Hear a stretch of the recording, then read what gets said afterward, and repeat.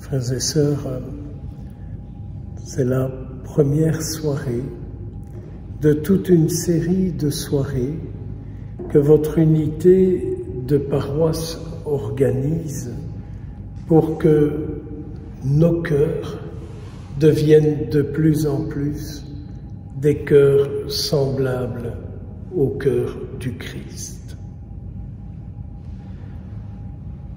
On m'a rabâché les oreilles, je ne sais combien de fois, pour me dire que le pape allait écrire un document et qu'il fallait s'inspirer de ce document. Alors, c'est ce que je vais faire. Je vais, avec vous, tout au long de ces soirées, parcourir ce document et essayer de vous dire un peu, pour moi, ce qu'il me dit pour ma vie chrétienne. Car en tant que religieux, ce qui est premier pour moi, c'est ma vie chrétienne. Pas tellement le sacerdoce, mais la vie chrétienne. Ce que je vis avec Jésus-Christ, ce que je suis pour lui, mais surtout ce qu'il est pour moi. Je vous invite déjà peut-être maintenant de vous dire, mais au fond, qui suis-je pour lui? Et lui, qu'est-il pour moi? Et de peut-être déjà vous laisser un peu bercer par cette réalité. Le pape dit, en parlant du titre de son document, il veut nous aider à réfléchir sur l'amour humain et sur le divin cœur de Jésus-Christ. Donc, le pape directement donne le ton et il dit, regardez déjà maintenant ce qu'il y a dans votre cœur qui est divin et ce qui est humain. Et ce qui est humain dans votre cœur, regardez à quoi ça peut vous entraîner. Mais plus votre cœur sera divin, regardez ce que vous deviendrez. Alors quand je pense à ça, il y a toute une série de paroles du Seigneur qui me vient. Notamment, quand il parle du côté divin de notre cœur, notre Seigneur Jésus dit, « Vous ferez les mêmes choses que moi, vous en ferez même de plus grandes. Vous pourrez demander tout ce que vous voudrez, et cela vous sera accordé. » Ah, ça nous aimons bien, ça, de pouvoir demander pour recevoir. Ah, mon Dieu, ça alors, on a retenu et compris. On pouvait demander et recevoir. On est vraiment dans un esprit de consommation.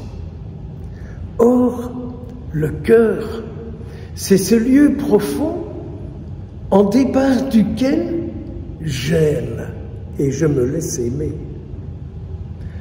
À partir de quel amour je vous aime et à partir de quel amour vous m'aimez. Et si on réfléchit à partir de ce moment-là, on découvre que seul l'amour donne la vie. Or, nous avons tous besoin de recevoir de l'amour pour retrouver de la vie. Donc, si on a bien un qui sait que nous désirons être aimés, c'est bien le Christ. Jésus sait bien que son amour qu'il veut nous donner est un amour qui va transformer complètement notre vie. Vous n'avez pas envie d'une vie transformée? Ou vous êtes tellement certain que vous avez tout réussi dans ce domaine-là? Moi, qui approche tout doucement de la boîte, je me dis, j'ai encore beaucoup d'amour à recevoir pour en donner. Et puis l'amour que je veux donner, c'est l'amour qui vient de Jésus-Christ. Pas de l'amour de reconnaissance les uns par rapport aux autres. Ça, c'est très horizontal. Saint Paul, qui a tellement médité ça, nous dit, mais il nous a aimés. Saint Paul, quand il regarde le Christ, et vous pouvez regarder Jésus sur la croix, et tout à l'heure, quand il sera présent dans l'ostensoir, regardez Jésus dans la Sainte Hostie et dit, c'est quand même vrai, tu m'as aimé et tu m'aimes encore. Tu m'as aimé et tu m'aimes encore. Ce même Saint Paul, qui aime tellement de contempler Jésus, dit aussi, mais rien, absolument rien, ne pourra me séparer de l'amour de Jésus-Christ envers moi. Et là, parfois, je me dis, mais dans ma vie, il y a peut-être des points, des aspects où je m'imagine que là, je suis séparé tout à fait de Jésus-Christ. Et il y a des spécialistes pour faire ça, qui sont très spécialisés dans la morale et qui remontent les bretelles aux autres. Et qui leur dit, oui, mais quand vous faites ça, vous êtes séparés de l'amour de Dieu. Ah, mais si vous avez telle fréquentation, vous êtes séparés de l'amour de Dieu. Il y en a toujours des gens qui savent pour les autres. C'est pas vrai. Nous sommes contraints à toujours revenir et toujours refixer notre regard sur le Christ en écoutant ce qui vient de la parole sainte, qui nous dit, il t'aime, il t'aimera toujours. Et jamais, jamais, jamais rien ne pourra te séparer de lui. Saint Jean, qui a quand même reposé sur le cœur de Jésus-Christ, écrit dans sa première lettre, grâce à Jésus, nous découvrons l'amour que Dieu a pour nous, et on y croit. Je crois à l'amour que Dieu a pour moi à travers l'expérience personnelle que j'en fais. Pourriez-vous témoigner d'une expérience de l'amour de Dieu pour vous? Je ne dis pas témoigner d'une guérison, parce que ça, il y a toujours des spécialistes pour venir faire blablabla, blabla là-dessus, et celui qui est malade et qui souffre et qui n'est pas guéri dit, et moi alors, je ne suis pas aimé.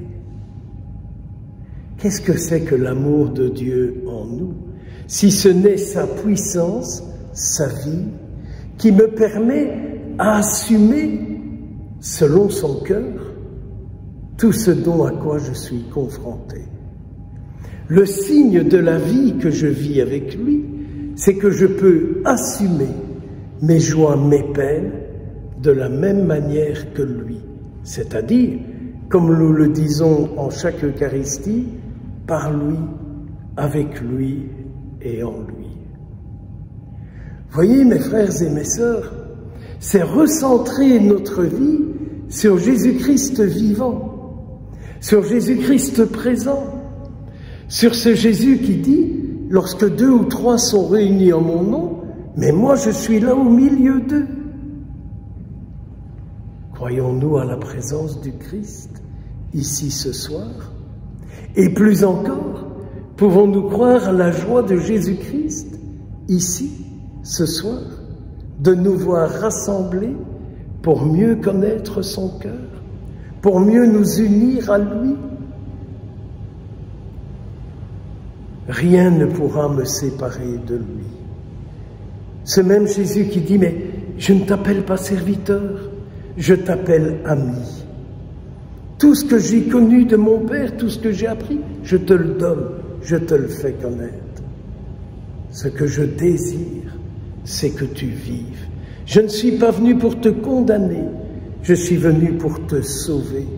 Je ne suis pas venu pour te juger, je suis venu pour que tu aies la vie. Alors vous voyez, quand on se revient et qu'on se remémore toutes ces paroles de notre Seigneur et qu'on les retient, on retient vraiment la vie du Christ en nous.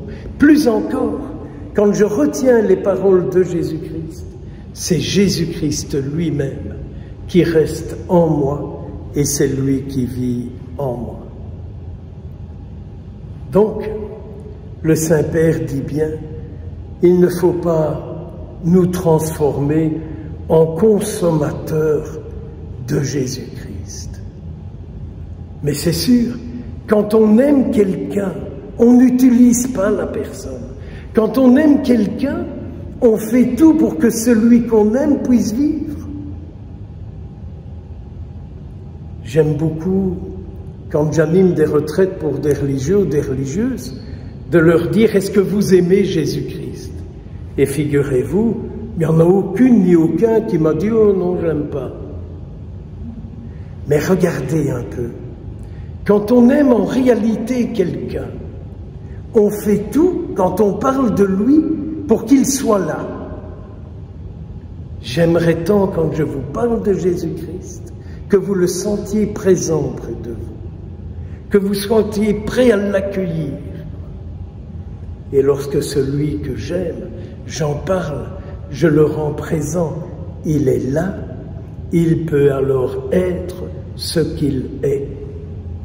Apprenons à parler de Jésus-Christ de telle manière à ce qu'il soit présent et qu'il puisse être ce qu'il est en réalité. C'est tout autre chose que de venir avec son sempiternel petit carnet de commandes. Voilà de quoi j'ai besoin, comme nous faisons tous les dimanches. Tous les dimanches, nous venons déverser notre carnet de commandes et on dit au Seigneur, voilà ton petit travail pour la semaine. Hein. À dimanche, hein. Salut.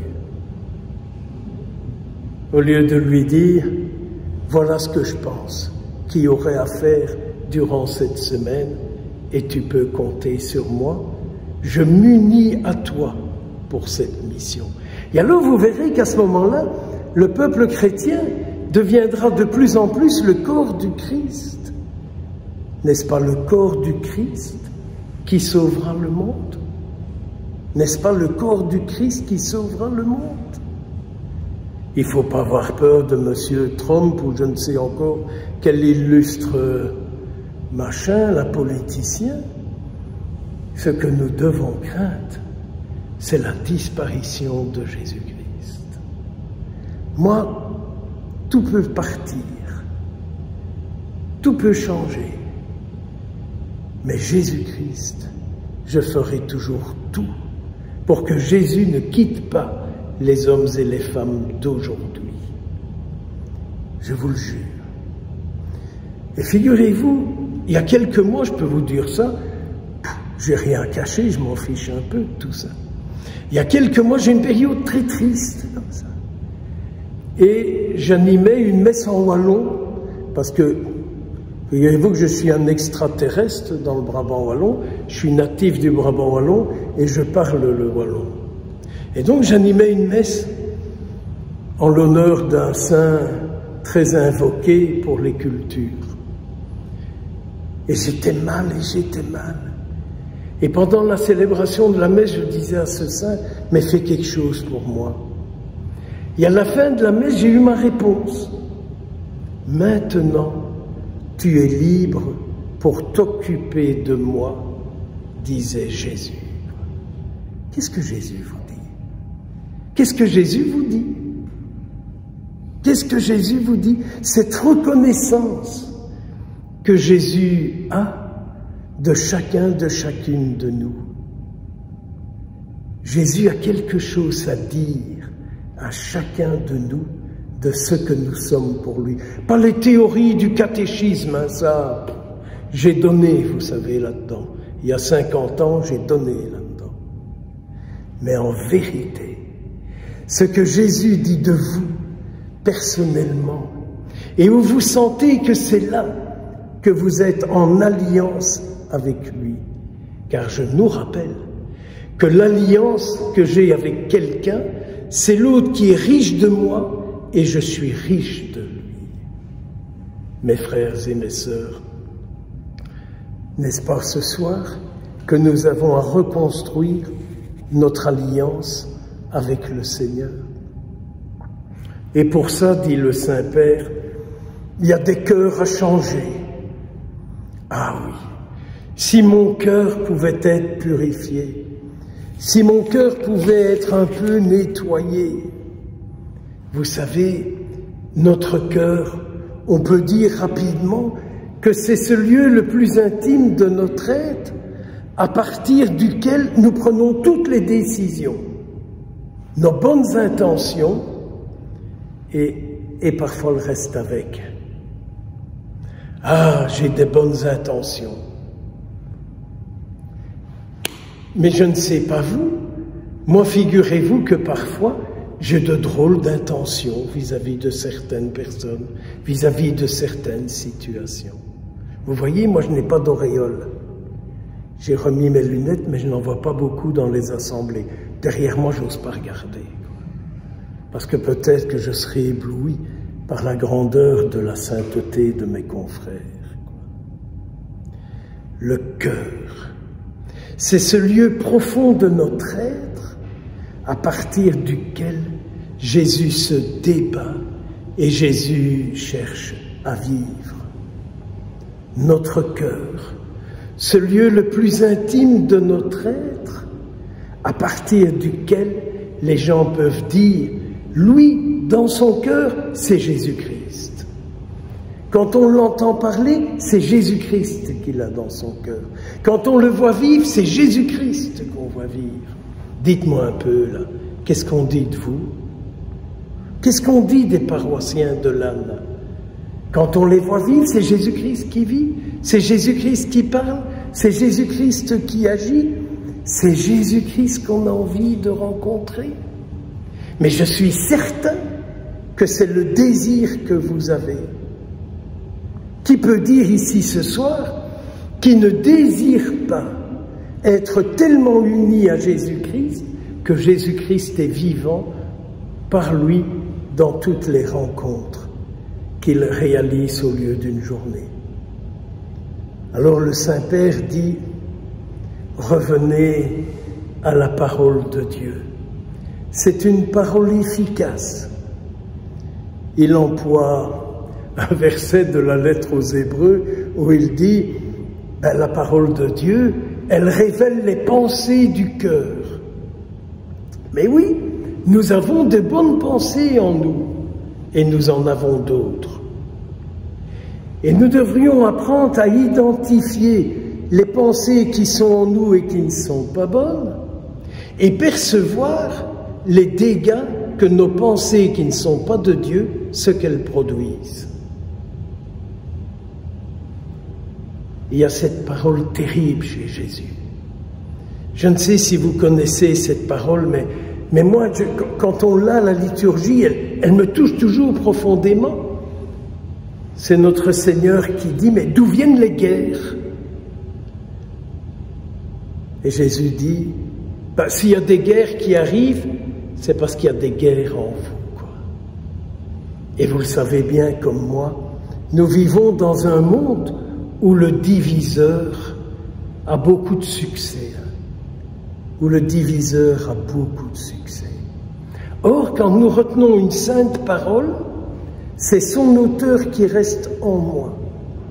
Voyez-vous, je vous ai donné quelques références, j'ai cité quelques paroles de Jésus-Christ, parce que si vous les retenez, c'est Jésus qui reste en vous, car nous retenons toujours ce que nous entendons dans nos rencontres. Quand je rencontre le Christ dans la prière, dans l'oraison, dans la méditation, c'est Jésus qui reste en moi. Mais quand je rencontre son opposé, l'Antichrist, c'est lui aussi qui reste en moi. Et là, on voit le tiraillement et les œuvres que je peux accomplir. Donc le Saint-Père dit bien, la parole de Dieu, quand vous la retenez, elle révèle la réalité de votre cœur. Mais quand nous retenons la parole de Dieu, c'est aussi une parole qui nous console dans toutes nos peines, dans toutes nos difficultés, dans toutes nos tristesses.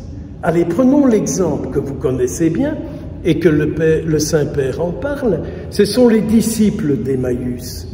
On le sait, ils sont là, on dira Bruxelles poum paf, hein, ils sont fichus, ils ont perdu leur espoir, ils savent plus trop que faire, et ils sont en route et ils partent. Et Jésus On le voit bien dans cette page d'Évangile, notre Seigneur Jésus n'abandonne pas ses disciples. Et mystérieusement, notre Seigneur Jésus vient les rejoindre et dit « Mais qu'est-ce qui vous préoccupe? Qu'est-ce qui fait que vous êtes dans cet état-là » Ça, c'est Jésus, ça c'est Jésus. Il vient, il nous rejoint, il dit « Mais qu'est-ce qui se passe en toi? Qu'est-ce qui ne va pas ?» Et avec, comme pour les disciples d'Emmaüs, il commence à leur expliquer, à leur parler, à leur montrer. Et tout d'un coup, ils sont surpris. Et ils disent, mais notre cœur était quand même tout brûlant quand il nous parlait. Notre cœur était trop brûlant quand il faisait chemin avec nous. Eh bien oui, mes frères et mes sœurs, notre Seigneur Jésus fait chemin, il fait route avec nous pour venir nous réconforter, pour venir nous consoler, pour nous redonner de l'espérance, pour nous remettre en route. Frères et sœurs, je vais m'arrêter là. Ça fait plus de 20 minutes que je vous parle. Si vous ne m'arrêtez pas, on restera jusqu'après 22 heures. Mais aimons de parler à Jésus. Soyons heureux de parler de Jésus. Soyons heureux de l'écouter. Soyons heureux de faire route avec lui. Et puis, il y a quelqu'un qui va nous aider. La Vierge Marie, elle n'a qu'un souci. C'est de venir nous dire maintenant, tu l'as écouté, tu l'as entendu, fais ce qu'il te dit. Prends une nouvelle route, prends un nouveau chemin. Que le Seigneur vous bénisse, qu'il vous remplisse de grâce, de lumière et de paix. Au nom du Père, du Fils et du Saint-Esprit.